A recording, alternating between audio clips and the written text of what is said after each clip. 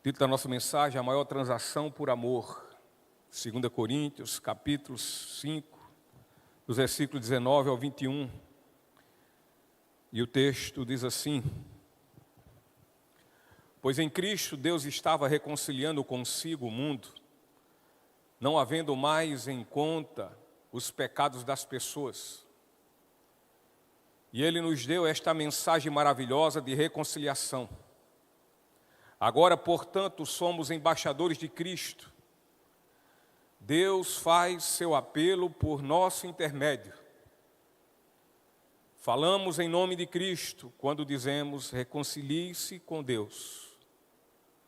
Pois Deus fez de Cristo, aquele que nunca pecou, a oferta por nosso pecado, para que por meio dele fôssemos declarados justos diante de Deus.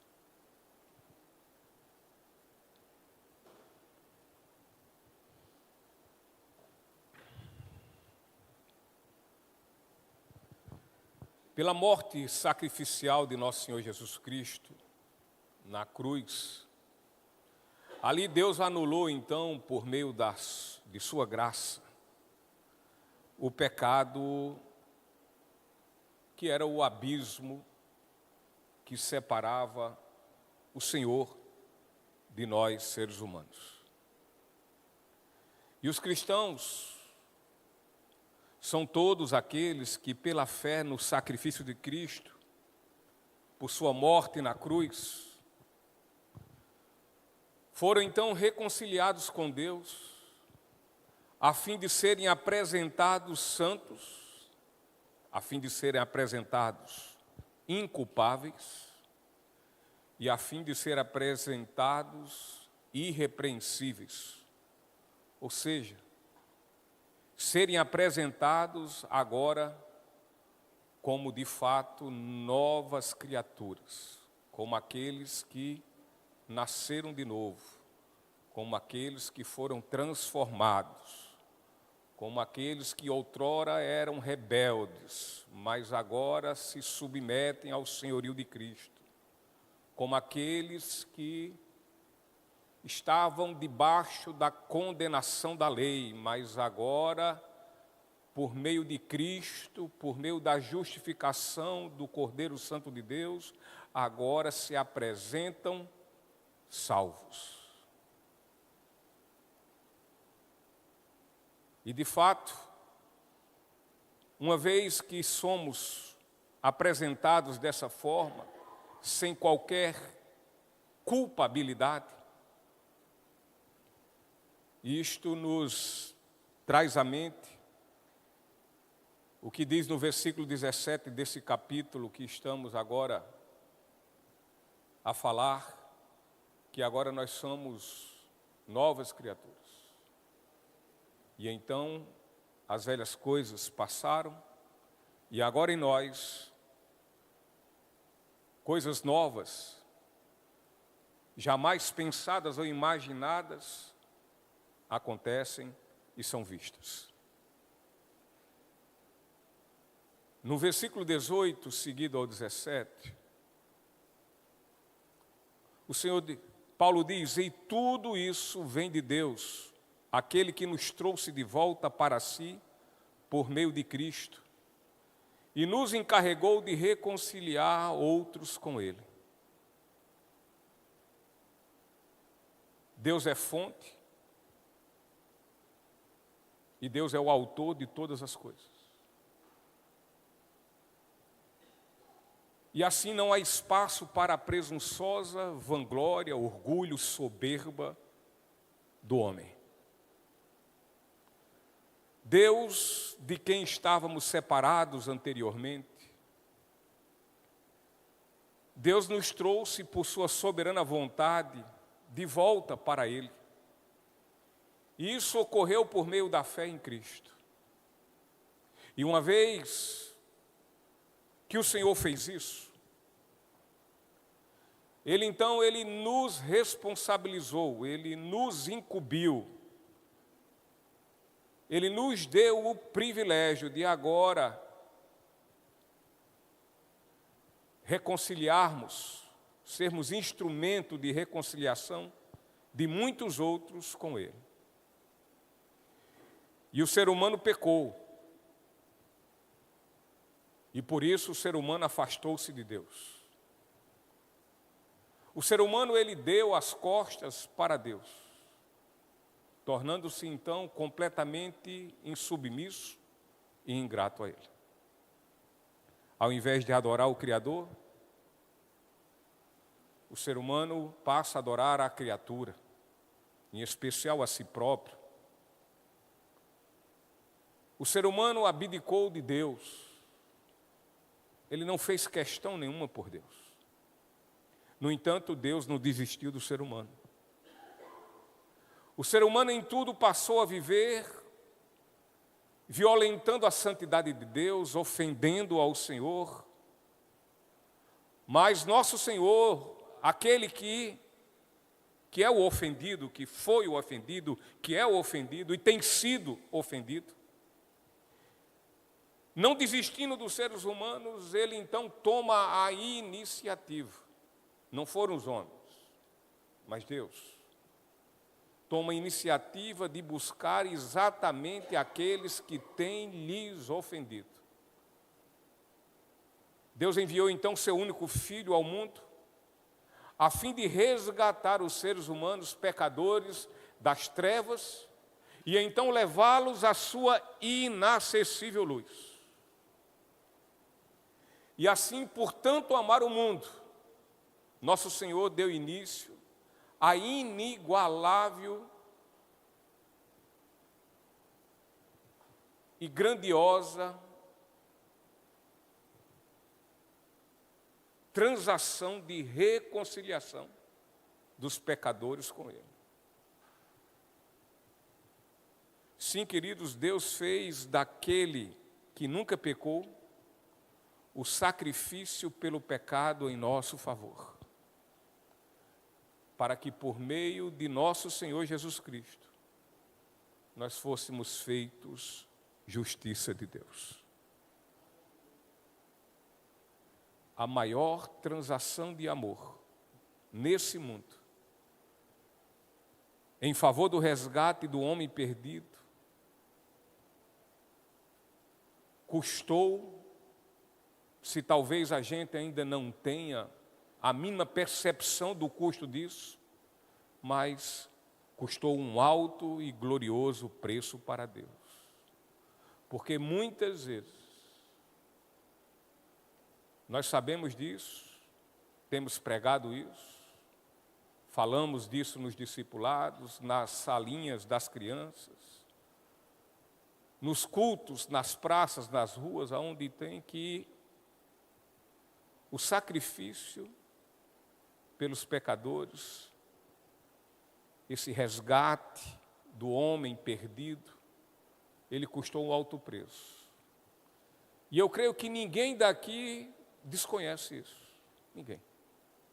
Acredito que todos nós sabemos. Mas parece, e dá a entender, a muitos de nós, que pela sua conduta, pela sua forma de viver, parece que foi um preço ínfimo, um preço que não vale nada, um preço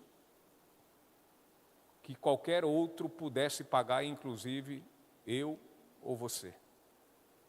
Muitas vezes a percepção desse conhecimento que temos na mente, ela não reflete nas nossas vidas. A percepção que foi pago, sim, um alto preço.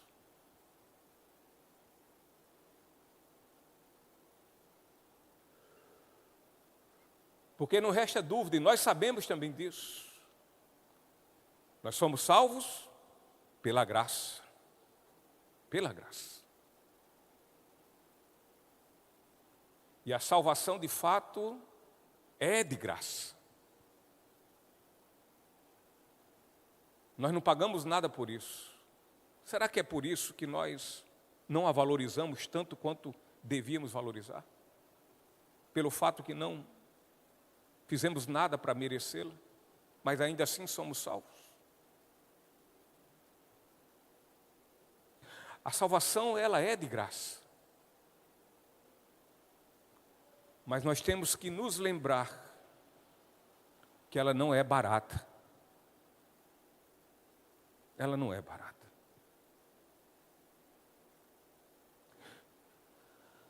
Pois ela teve um custo além de todo o valor que eu e que você possamos imaginar.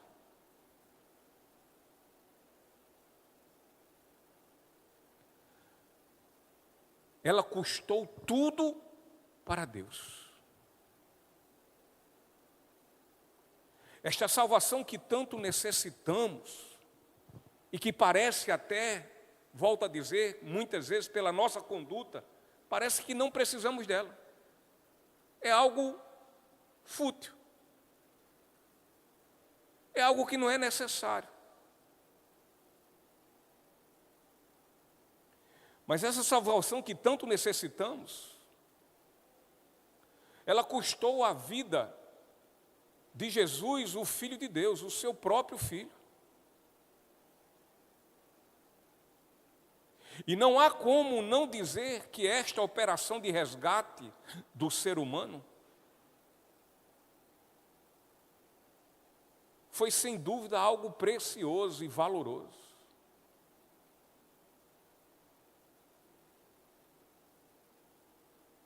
Ela foi de fato a maior transação por amor. E por amor. Não foi por nada que eu e que nem você fez.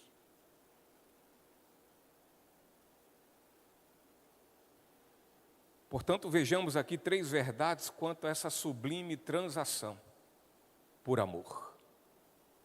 E a primeira verdade que nós vamos ver aqui é que nessa sublime transação por amor, Deus não levou em conta a nossa dívida impagável de pecados. E o versículo 19, Paulo diz assim: pois em Cristo Deus estava reconciliando consigo o mundo. Aí Paulo diz: não levando mais em conta os pecados das pessoas. E essas pessoas somos nós, se assim cremos.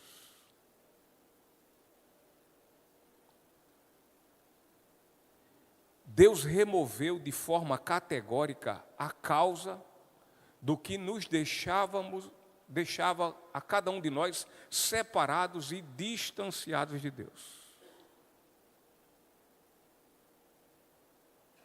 Deus removeu categoricamente o nosso pecado. Precisamos muito bem ter em mente a convicção de que não é Deus, não é Ele, quem carece se reconciliar com o ser humano. Mas é o ser humano quem precisa, e de forma urgente, reconciliar-se com Deus. Não é Deus que está sozinho e precisando da nossa companhia. É nós que estamos sozinhos neste mundo, caminhando para a condenação, para o inferno, e, portanto, precisamos de Deus. Precisamos da sua presença em nossas vidas. Deus não está passando por nenhum processo de depressão se você não quiser, se você não o quiser em sua vida. Deus não está morrendo de tristeza, Ele não está chorando amargamente por isso. E me parece que muitas vezes é assim. Se o Senhor quiser, Deus, o Senhor venha para mim, porque eu mesmo. Ou seja, começamos a ter um trato como de Romanos 1, para com Deus. Voltando as costas para Ele. Idolatrando a nós mesmos, os nossos sentimentos, as nossas emoções, os nossos pensamentos.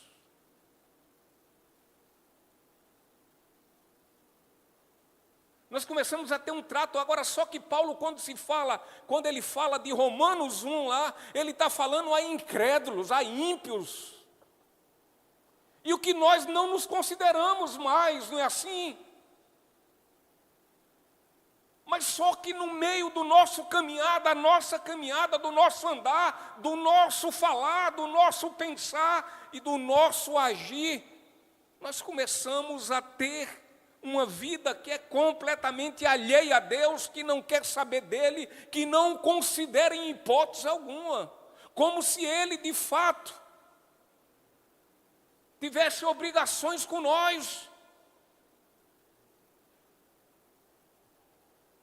Não queremos compromisso com ele, não queremos compromisso com a obra.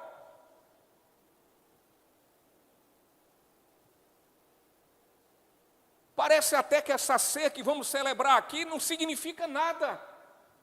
É simbólica, mas tem um valor simbólico descomunal.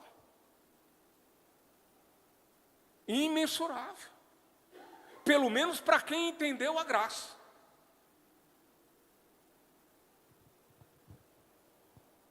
Será que nós não entendemos quando Paulo fala em Romanos 3:23? E que ele diz lá, pois todos pecaram.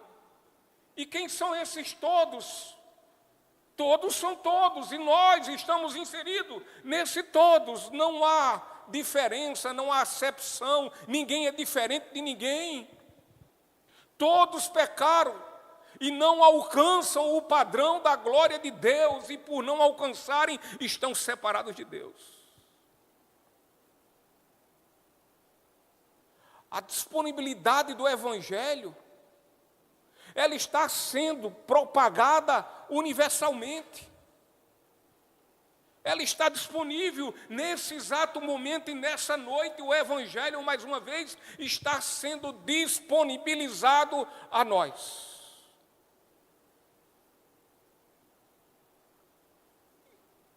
E da mesma forma que esse Evangelho é disponibilizado universalmente a todo mundo, a todas as pessoas, no mundo todo,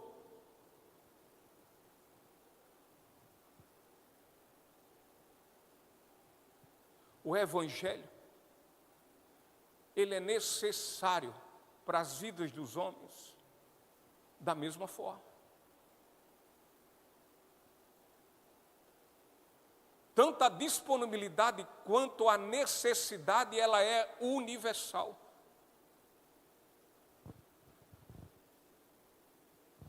Mas parece que não. E quanto ao mundo não pensar assim, beleza.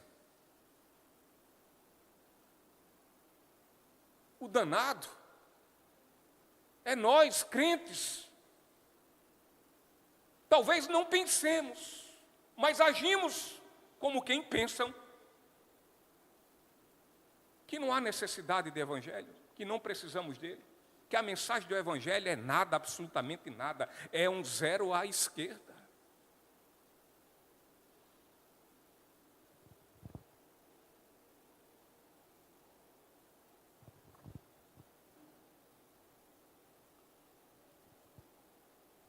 Nós, seres humanos, meus queridos irmãos, não somente somos pecadores por natureza, mas também somos pecadores por praticar. Não é só a natureza pecaminosa, somos pecadores porque pecamos.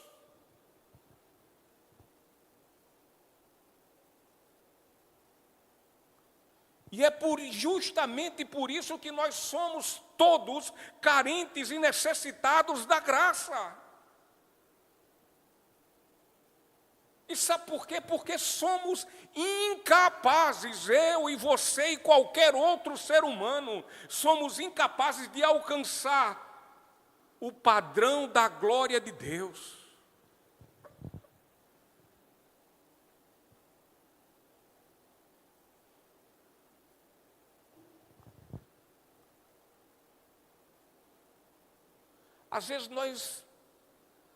Muitas vezes nós damos um tamanho antibíblico ao pecado,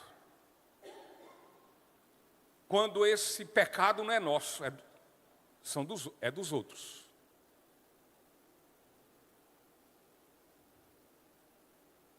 Mas muitas vezes minimizamos demais esses pecados quando os pecados são nossos.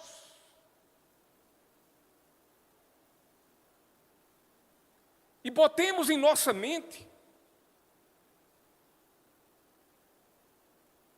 que pecado é todo pensamento, pecado é toda palavra e pecado é todo ato que fica aquém da glória do padrão de Deus.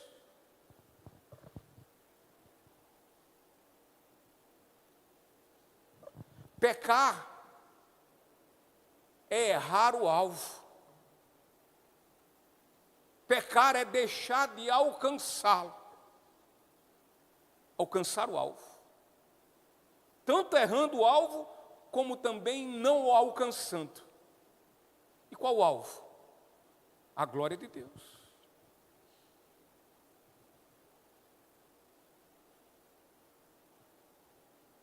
Então, dessa forma, para nos reconciliar consigo, olha o que Deus fez. Porque Deus não podia lançar em nossa conta a nossa própria dívida de pecado. Como é um sujo, pode pagar a conta? Não pode. Pode.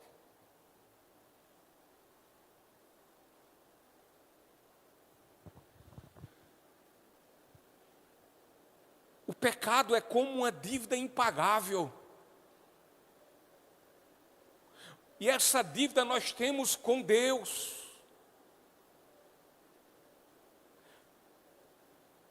E às vezes eu vejo muita gente, já é com Deus, Deus é amor.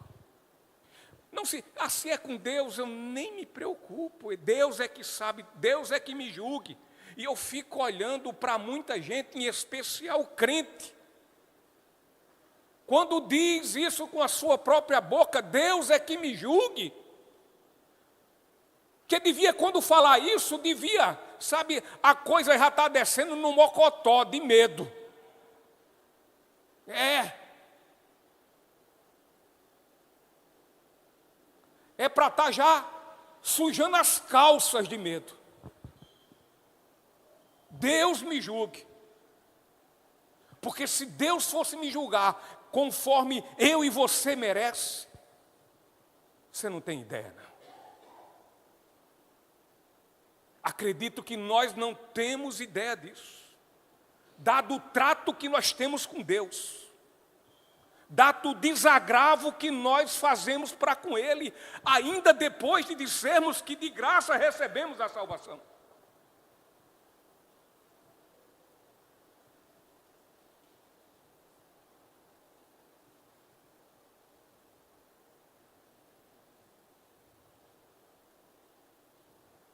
O pecado é uma dívida impagável. E Jesus, ao contar aquela parábola do credor incompassivo, você lembra dela? Algumas vezes esse púlpito já pregou sobre ela. E na Bíblia está lá. Eu não sei se você leu, mas na Bíblia tem essa parábola. Eu não sei se você teve tempo de lê-la, de refletir nessa parábola. Eu não sei se você teve gosto de abrir a palavra de Deus, a qual nós dizemos que ela é inerrante, que é poderosa, e tantas outras coisas.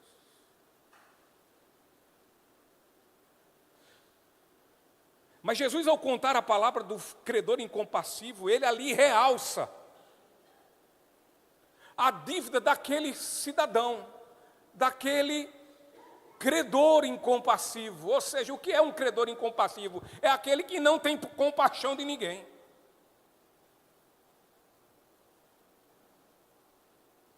É aquele que o seu Deus é seu eu, é Ele mesmo. É aquele que quer que todo mundo tenha misericórdia dele, mas ele não tem misericórdia de ninguém. É aquele que quer que os outros lhe façam favores, mas não faz favor para ninguém.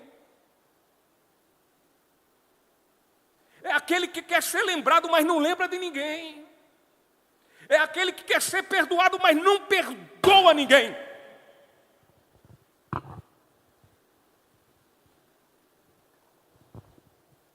Não perdoa.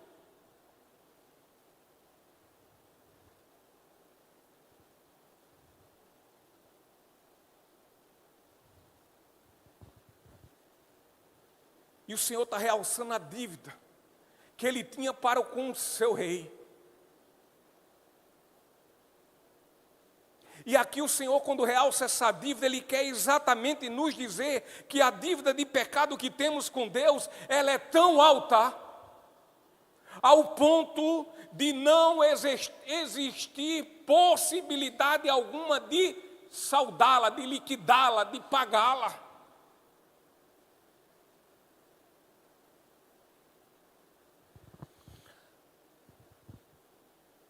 Aquele credor incompassivo da parábola, ele devia 10.000 talentos.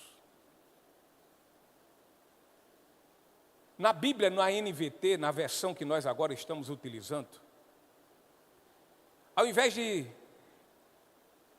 que a dívida dele era de 60 milhões de moedas. E o salário naquela época era um denário. Um denário era uma diária de trabalho. Dessa forma, para ele poder pagar essa dívida de 10.000 talentos ou 60 milhões de moedas, ele precisaria trabalhar 150 mil dias ininterruptos, sem folga, sem domingo, sem feriado. É assim que Jesus quer nos dizer que eu, que você, que nós jamais podemos ou poderíamos quitar nossa dívida de pecados com Deus.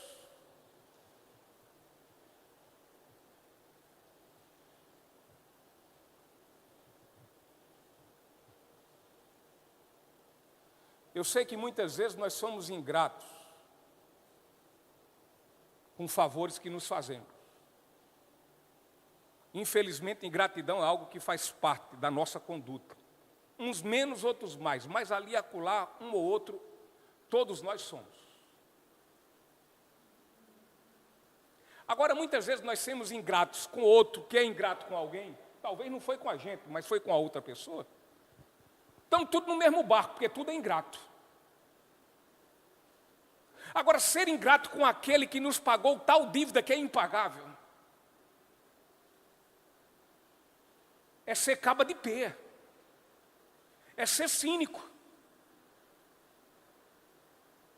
é não entender e olhar para a cruz o que foi feito por nós, é não entender que o valor pago na cruz, é não entender que aquele valor é um valor inatingível por qualquer um de nós. E é entender ou colocar como que aquele valor pago na cruz, por Jesus, o Filho de Deus, é um valorzinho pequeno que não vale nada. Sabe por quê? Porque é assim que nós nos conduzimos nas nossas vidas, nos mostrando completamente ingratos. Aquele quem nos fez um favor que nem eu, que nem você poderia fazer por ninguém. Aquele que fez algo por nós que nem eu e nem você poderíamos fazer por nós mesmos.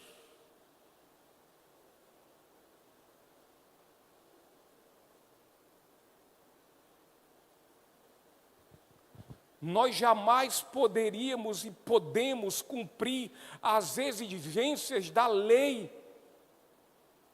E lei essa do Senhor que é boa. A lei que, além de ser boa, ela nos condena. Ela pode nos abrir os olhos e fazermos verificar quem somos.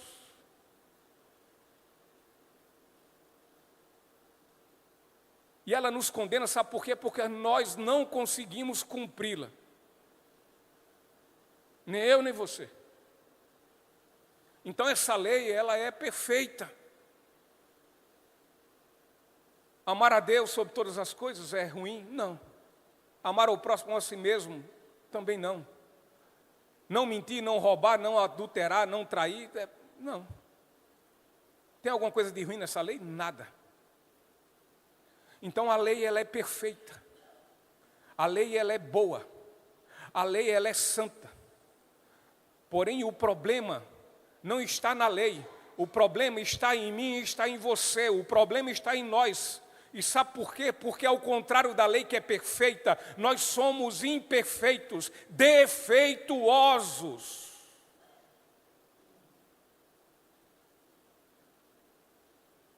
Mas às vezes parece que nós nos achamos perfeitos. Porque se tem uma coisa que a gente gosta de vislumbrar, e de espalhar, e de proclamar, é o defeito dos outros.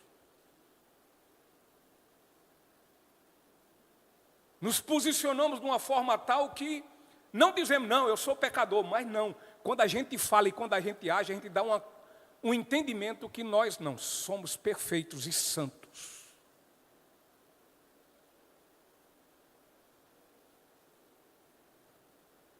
A lei é boa, mas nós não valemos o que o gato enterra.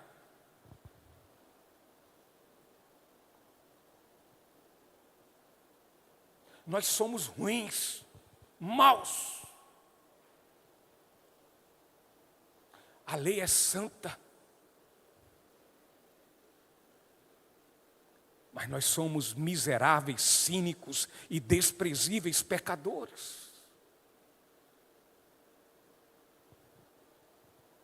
Mas além de tudo isso, apesar disso, melhor até dizendo, apesar do quê? Apesar de nós sermos imperfeitos, ruins, maus, péssimos e pecadores terríveis, apesar disso,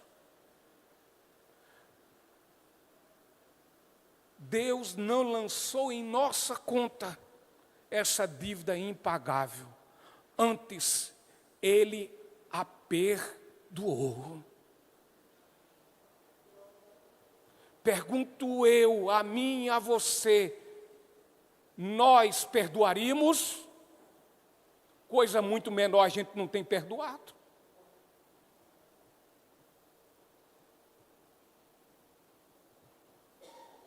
Quando a gente tem alguma dificuldade para perdoar alguém, é só a gente olhar para a cruz e ver que eu e que você, que nós não merecíamos o perdão. Nós tínhamos que ir para o inferno. E se Deus não nos perdoasse, Ele estava sendo justo. Se o perdão viesse por nós mesmos, por alguma capacidade nossa de nos justificar, não conseguiríamos. O que conseguiríamos era a condenação. Não escutaríamos, perdoados estão os teus pecados. Não, escutaríamos, condenado está a sua vida pelos seus pecados.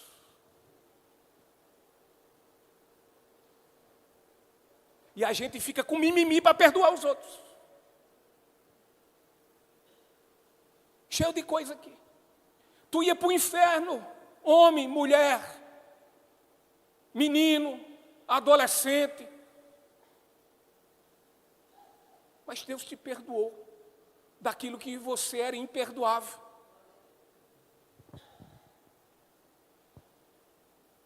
Sequer ora pedindo a Deus. Deus, age no meu coração, tira essa mágoa, esse ranço. Porque coisa terrível é ranço no coração.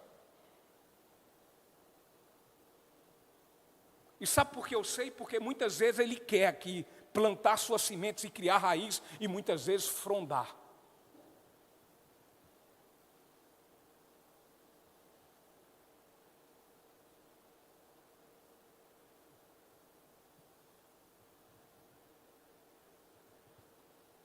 Paulo diz, Deus estava reconciliando consigo o mundo, não levando mais em conta os pecados das pessoas.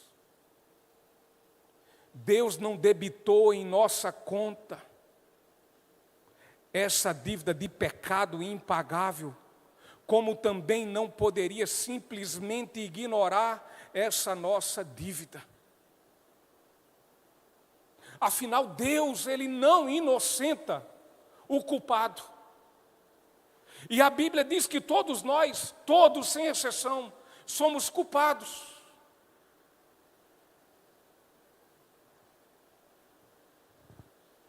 Nós pecamos por palavras,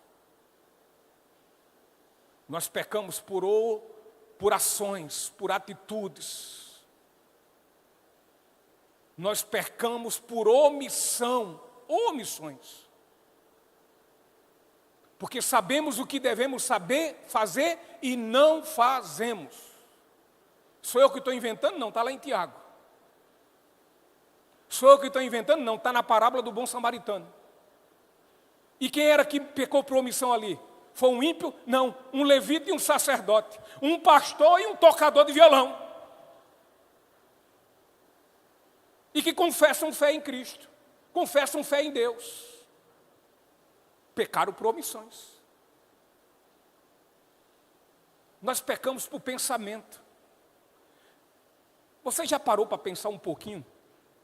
O quanto nossa mente é nojenta? Ela é pior do que o lixão. Do Roger não tem mais, ou tem ainda, não tem mais. Ela é pior do que qualquer lixão, ela é pior do que qualquer esgoto fétido, ela é pior do que qualquer fossa. Os nossos pensamentos.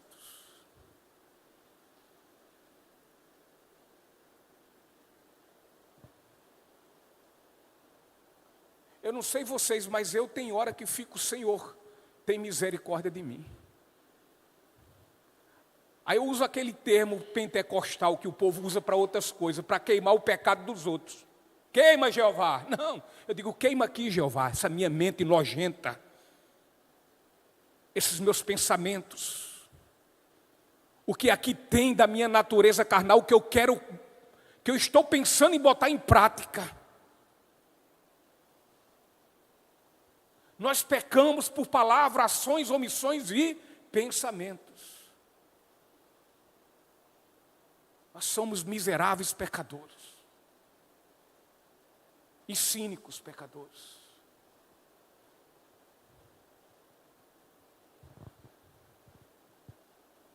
Avaliemos, vamos avaliar aqui que o dia de hoje nós não dissemos uma palavra sequer, não dissemos nem um bom dia, nem uma boa tarde a ninguém, nem demos boa noite até o momento que entramos aqui. Avaliemos que passássemos assim o dia inteiro, sem dizer uma palavra sequer. Avalie que durante todo o dia nós não consumássemos e não realizássemos nenhum ato, não fizemos nada. Exceto levantar da cama e ir até escovar os dentes, comer, mas não fizemos nada. Avalie também que nós passássemos o dia e não nos omitíssemos em algo que configurasse pecado também. Mas se tem uma coisa que nós haveríamos de pecar em meio a todo esse tempo durante o dia, está no meu e no seu pensamento.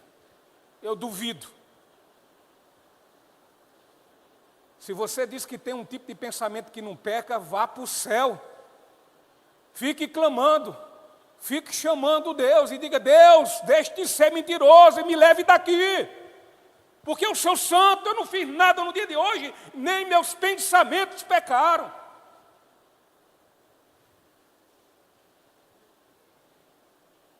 Chame esse Deus que a gente prega aqui de nojento, mentiroso, que promete e não cumpre.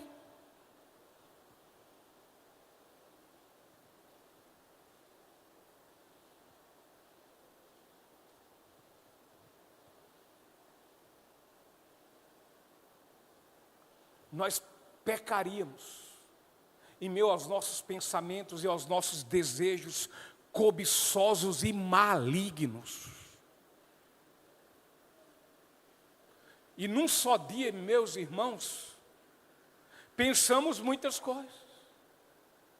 Assim, avalie no final de um ano, teríamos acumulado milhares de pecados.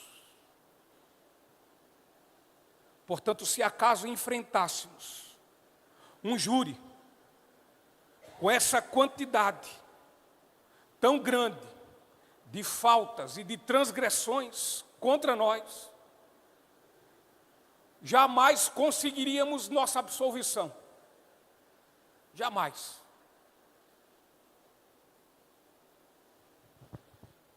talvez até um juízo terreno, quem sabe um Xandão da vida, poderia até ser corrompido e assim nos absolver. Era bem provável, porque muitas vezes nós não somos juízes e já absolvemos. Sabemos que é a culpa, sabendo que é a culpa. Mas a pergunta é: quem é de nós que tem o poder e a capacidade de corromper o tribunal de nosso Senhor Jesus Cristo? Me diga. Ah, porque eu oro, não corrompe. Ah, porque eu prego, não corrompe. Ah, porque eu sou pastor, não corrompe. Não corrompe a santidade de Deus. Ah, porque eu dou o dízimo, não corrompe. Quem vai poder corromper o tribunal do nosso Senhor Jesus Cristo?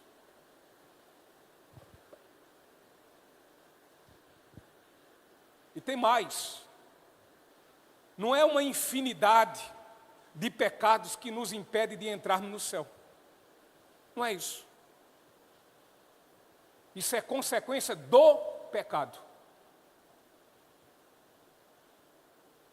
Que existe o pecado e os pecados. Consequentes de todo esse pecado, que nunca foi liberto. É o único só pecado que nos priva de entrar no reino de Deus. Único. O pecado de ser desobediente, o pecado de ser impenitente, o pecado de não se arrepender, que é um só pecado. O pecado da incredulidade. Porque se eu não creio de fato nessa palavra e no Deus dessa palavra, eu só creio de boca e não de coração,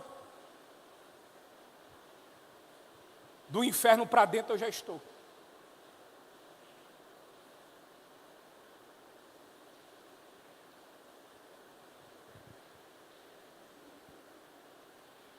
Ocorre que nós não temos somente um pecado que aponta contra nossas vidas.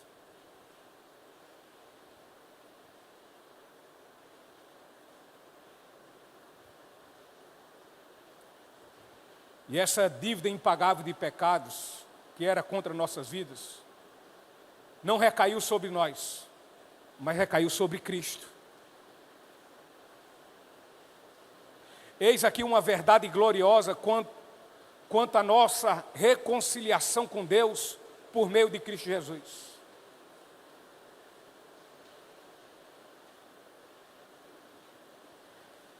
E a segunda verdade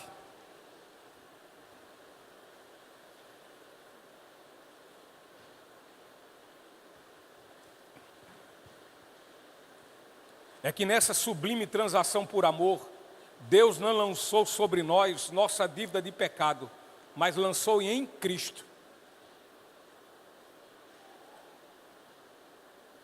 O versículo 21 diz: pois Deus fez de Cristo, aquele que nunca pecou, a oferta por nosso pecado, para que por meio dele fôssemos declarados justos diante de Deus. Então, meus irmãos, neste versículo, encontramos a única forma que possibilita nossa reconciliação como pecadores com o Senhor. É somente dessa forma que Deus recebe os pecadores culpados, que a Ele buscam com sincero e verdadeiro arrependimento e fé. A eficácia nisso está na forma como Deus tratou o grande problema dos nossos pecados por meio do seu Filho. E como foi isso? Paulo diz: pois Deus fez de Cristo, aquele que nunca pecou, a oferta por nosso pecado, para que por meio dele fôssemos declarados justos diante de Deus. Então, meus irmãos, ao crermos em nosso Senhor Jesus Cristo, de todo o nosso coração, com toda a verdade da nossa alma, os nossos pecados são lançados sobre Ele, O que não quer dizer que Cristo tornou-se pecaminoso, ou seja, os nossos pecados não se tornaram parte dele.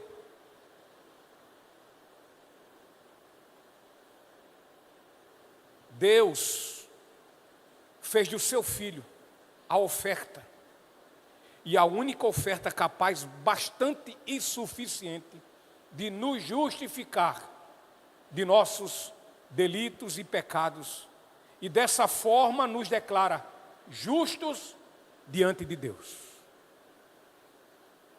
Todas as exigências da lei foram elas cumpridas por nosso substituto, a saber, Jesus, o Cristo, o Filho de Deus. Todas as nossas transgressões. Então tenhamos em mente que Deus é justo. Deus, ele não é indulgente. O que é indulgente? Vamos lá. É ser tolerante. É ser banana. Ele não é. Ele não é tolerante com o pecado. Deus não é. Deus não inocenta o culpado. Se o ser humano pecador, ele crê no sacrifício substitutivo de Cristo, este pecador não receberá a carga e o dano de seus pecados. E aqui eu estou falando acerca da salvação ou da condenação.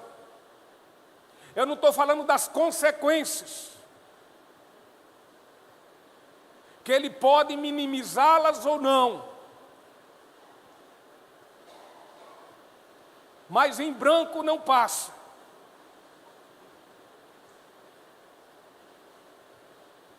Então, se o ser humano pecador crê no sacrifício de Cristo, ele não receberá a carga e o dano dos seus pecados, o peso dele. Agora, quem é que vai receber?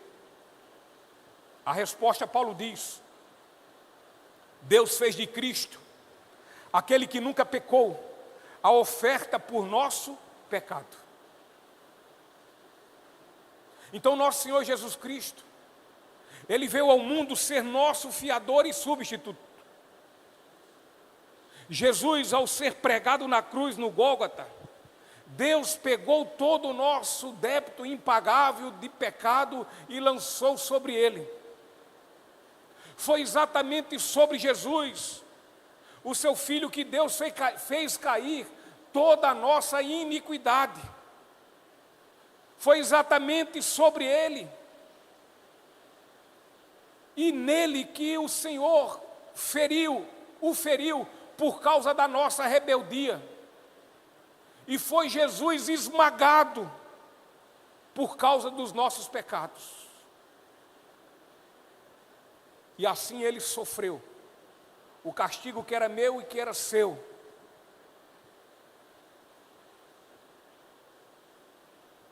Para que fôssemos então restaurados. E ele recebeu nossos açoites. E recebeu os açoites para que nós fôssemos curados. É isso que o profeta Isaías expõe no capítulo 53, verso 4 e 5. Nossos pecados foram debitados na conta de Cristo, e a sua santa e perfeita justiça nos foi creditada. Então Jesus tomou nosso débito de pecados que nos denunciavam, que nos condenavam à morte eterna, ao inferno, e cancelou-o, rasgou-o em pedaços, e então encravou na sua cruz, quando afinal bradou em glória e poder. Quando Jesus lá na cruz, ele bradou, ele gritou e disse: Pai, está consumado, tetelestai, ou seja, Pai, olha, está pago, completamente pago. a dívida dos pecadores que creem no meu nome, que creem no sacrifício, que creem na tua graça, que creem em mim como símbolo que representa de forma cabal o teu amor. Estes, os seus pecados foram todos pagos, perdoados, eles foram absolvidos, eles não irão mais para o inferno, agora viverão por toda a eternidade. Louvado seja o nome do Senhor. Até que ponto isso é uma verdade em nossa vida? Expressa na nossa vida, na nossa caminhada, na nossa conduta. Até que ponto isso é verdade? Até que ponto nós demonstramos isso numa vida de gratidão ao Senhor? Até que ponto?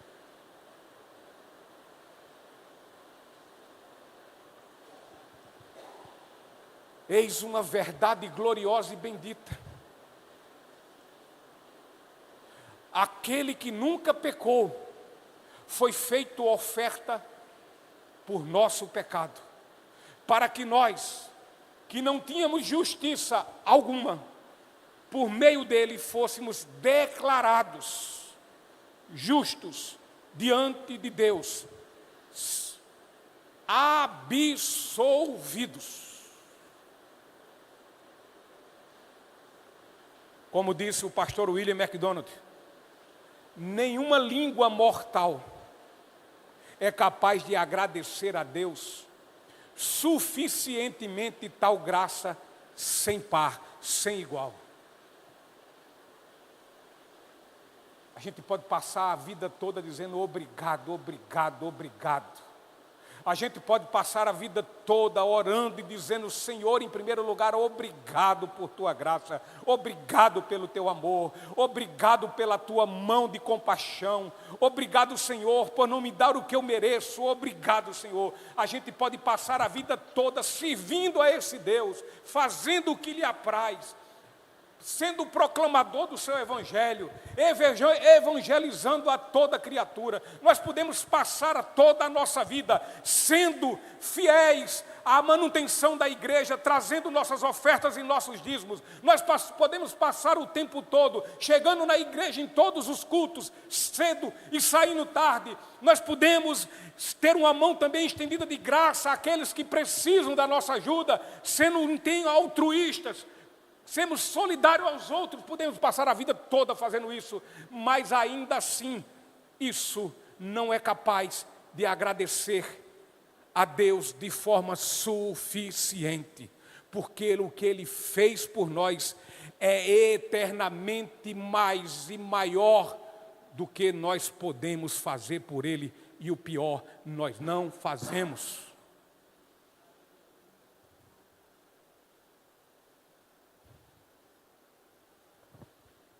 Terceira e última verdade.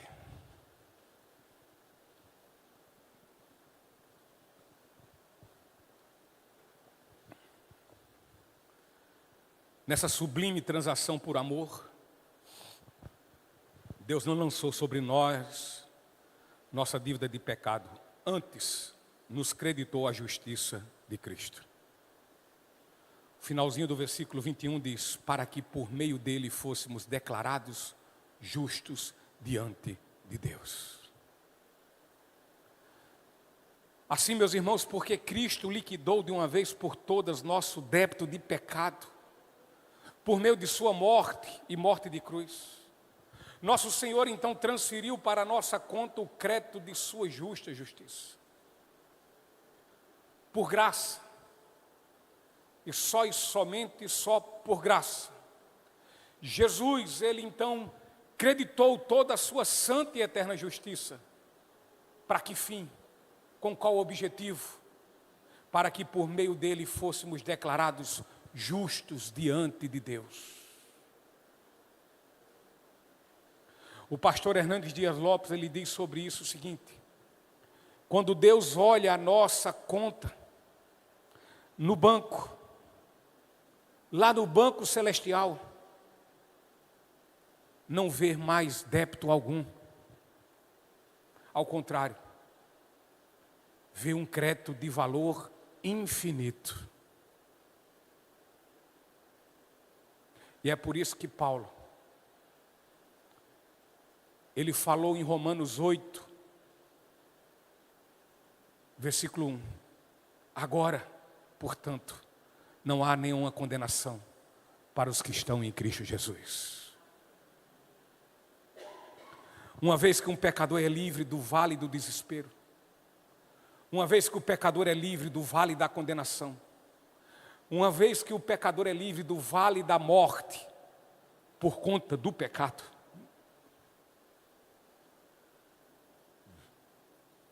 esse então levanta-se do seu lugar de abatimento e ele brada confiantemente, com soberba, com orgulho não, orgulho em Cristo, e por isso confiantemente em Cristo, ele diz: agora portanto, já não há nenhuma condenação para os que estão em Cristo Jesus. Não há condenação. Não há quem lhe aponte o dedo e lhe condene aos seus erros. Porque mediante o justo tribunal do Senhor, o justo tribunal do céu, todos os seus pecados de ontem, de hoje e de amanhã foram perdoados. Não há condenação mais. Não há. E evidentemente, assim como Paulo fala sobre isso, ele não toma para si o liberalismo teológico, dizendo não há condenação, agora eu posso viver do jeito que eu quiser. Já estou salvo. Condenado não serei mais. Não. Nós não fomos libertos do pecado para pecar. Não fomos. Nós fomos libertos do pecado para morrermos para o pecado, para odiarmos o pecado que antes nós o amávamos. Nós fomos libertos do pecado para viver para a glória de Deus. Quando dizemos que não há mais condenação, é como se nunca tivéssemos cometido um pecado. Celestial, ele está lá aprovado. Ele quer dizer que nossa ficha, ela está diante dos olhos de Deus completamente limpa. Ele aqui quer dizer que nossa ficha, a nossa vida está diante de Deus completamente branca, não tem nada escrito nos acusando. Aqui está dizendo que essa ficha, ela está tão branca que ela está mais alva que a neve.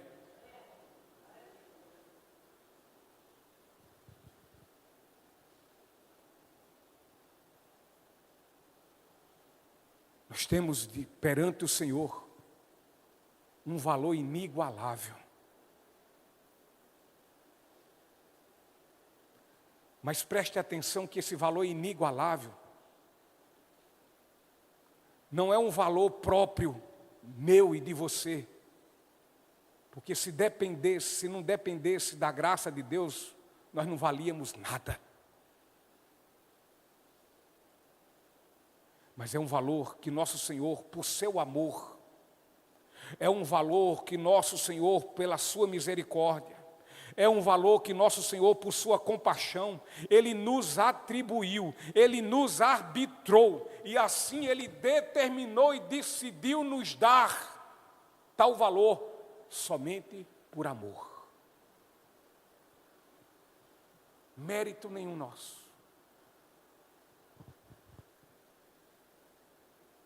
Porque afinal, queridos, Ele não nos comprou com um simples valor de prata e de ouro,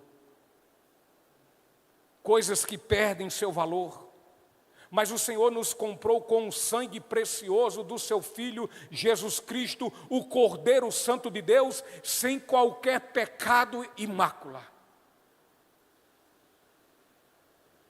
Sim, esse foi o preço da nossa reconciliação com Deus.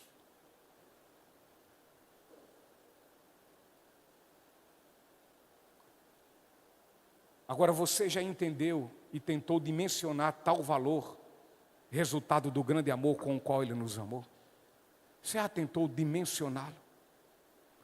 Se você já tentou, eu não sei você, mas eu fui tentar, vez ou outra, olhando para o amor de Deus, o quanto Ele me ama, sabendo quem eu sou. E toda vez eu chegava e calculava e dimensionava certo amor. Mas quando era lá na frente, o Senhor fazia uma demonstração de amor pela minha vida muito maior, infinitamente mais do que já tem feito. E eu disse, não é só isso, é mais isso. Eu errei na conta. O amor dele é maior.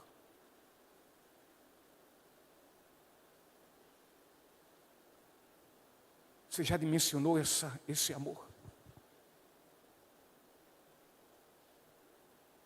Porque se você já dimensionou que esse amor é eterno, ele é incalculável, não nos resta outra coisa a nós do que nos prostrar diante dele e segui-lo como um verdadeiro discípulo. Um discípulo que serve, com um discípulo que se prostra, com um discípulo que se submete ao senhorio do seu mestre, do seu Senhor. Se nós temos essa dimensão, o que nos falta para nos prostrarmos dessa forma e segui-lo como um verdadeiro discípulo, como um verdadeiro salvo, como aquele que de fato entendeu toda essa transação por amor que foi feito em favor de nossas vidas. Porque afinal de contas nós temos que ser um discípulo verdadeiro. Se nós experimentamos desse amor, porque afinal de contas agora nós somos nova criatura, as coisas velhas passaram, eis que tudo se fez novo. E como nova criatura nós agora o seguimos, e o seguimos por meio de uma nova vida, e num novo e vivo caminho. Agora, portanto, versículo 20, diz, somos embaixadores de Cristo. Agora, portanto, somos embaixadores de Cristo.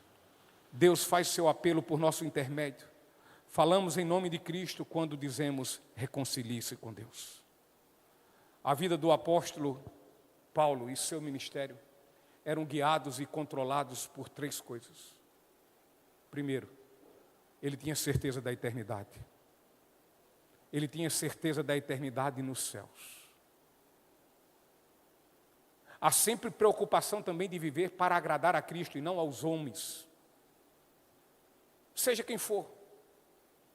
Eu vou viver assim para agradar minha mulher, meu pai, minha esposa, meu marido, meu irmão, meu patrão. A preocupação de Paulo era agradar a Cristo, seu Salvador. E a outra preocupação com Paulo era com o amor com o qual Deus o amou. E a preocupação dele era tanto que ele se sentia constrangido. Ontem, eu não sei se os irmãos leram, mas eu mandei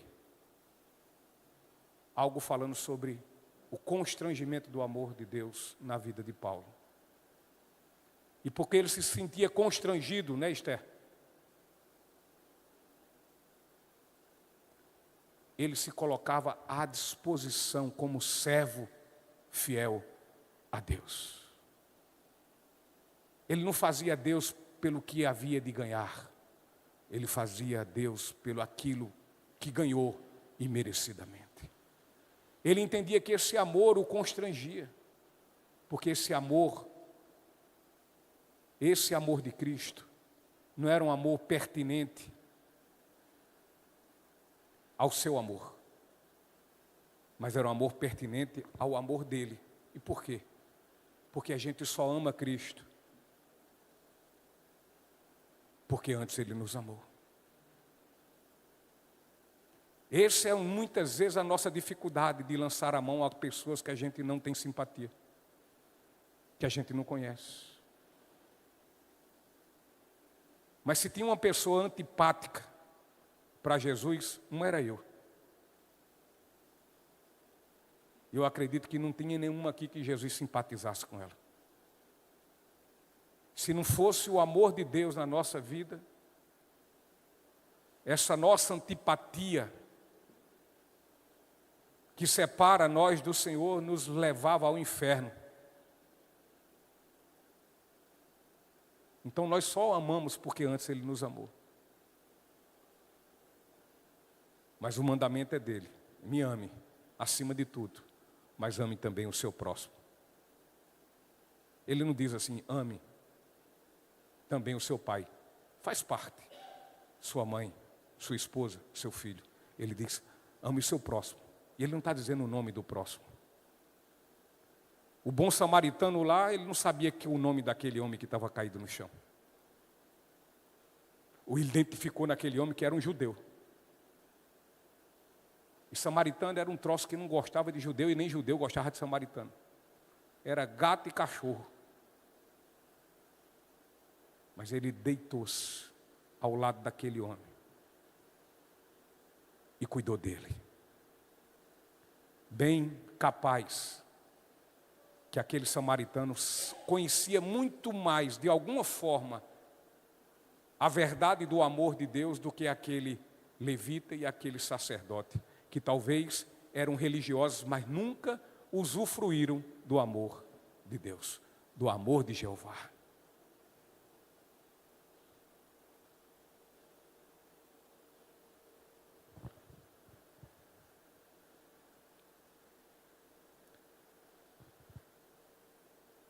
E mediante essa convicção de Paulo dessas três coisas, Paulo se ergue com a força motivadora em sua vida. E ele recebe de Deus a grande comissão: ser um propagador do Evangelho. Paulo acatou de bom grado, de boa vontade, o ofício para ser um embaixador de Cristo, levando a gloriosa e maravilhosa mensagem do Evangelho. Mas todos quanto foram chamados por meio de Jesus à salvação, são também chamados a serem seus embaixadores, a fim de serem instrumentos de Deus na convocação dos pecadores perdidos a se reconciliarem com o Senhor. A mensagem da igreja de hoje continua sendo a mesma, não tem outra. Quem quiser amar aí seus David Leonardo, que ame. Quem quiser amar aí seu Ed René Kivitz, que ame. Quem quiser amar aí os pastores coach, que ame. Mas a única palavra, que é palavra do Evangelho, e que continua sendo a mesma, é aquela palavra da reconciliação dos pecadores com Cristo. É a única. A palavra do Evangelho continua sendo a mesma. Arrependam-se. E isso serviu tanto para nós, quanto ainda não éramos cristãos, como serve ainda hoje. Devemos nos arrepender. Mais que nunca. Porque hoje nós sabemos o resultado e o valor do arrependimento. Alcança misericórdia. Portanto, Deus, por intermédio do seu Filho Jesus, no seu sacrifício, reconciliou-se com o mundo e está disposto a salvar todos os que creem nele. Como homens e mulheres que de fato fomos regenerados e nascemos de novo, somos, portanto, novas criaturas. Assumimos o ofício de embaixadores e, portanto, representantes de Cristo nesse mundo caído e assim encarregados pelo Senhor, convidamos os perdidos a receber nosso Senhor como justiça capaz de justificá-lo dos seus pecados. É sem dúvida alguma um excelso e sublime privilégio, mas é também uma superlativa responsabilidade. Se você é um cristão, deve-se pelo fato que foi chamado por Jesus à salvação.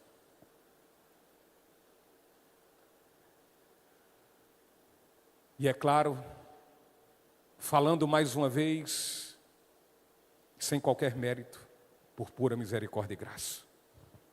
Contudo, uma vez chamado à salvação, chamado também a servi-lo como seu embaixador. Se acaso você não se vê chamado a esse ofício de embaixador, ao tempo que não tem tal chamado como algo de grande privilégio e regalia, ser embaixador de Cristo, se assim você não se sente. Como também não se vê com essa grande responsabilidade, eu só digo uma coisa, reveja bem sua conversão. Pois se alguém não consegue se enxergar como um que foi chamado para ser embaixador de Cristo, é um sinal muito forte que este nunca foi chamado à salvação. Veja o que Jesus declarou em João capítulo 20, versículo 21. Mais uma vez ele diz: Pai seja com vocês, assim como o Pai me enviou, eu os envio. Que venhamos refletir e certificarmos que nossas vidas e nossos motivos sejam harmoniosos com Cristo, para que dessa forma o nosso trabalho seja constante. E por fim, passemos então no teste de fogo quando estivermos um dia diante de nosso Senhor, a quem haveremos de prestar contas de cada minuto do nosso viver. Amém? Que Deus, Pai do nosso Senhor Jesus Cristo, derrame graça sobre sua vida. Quem vai me auxiliar aqui na ceia?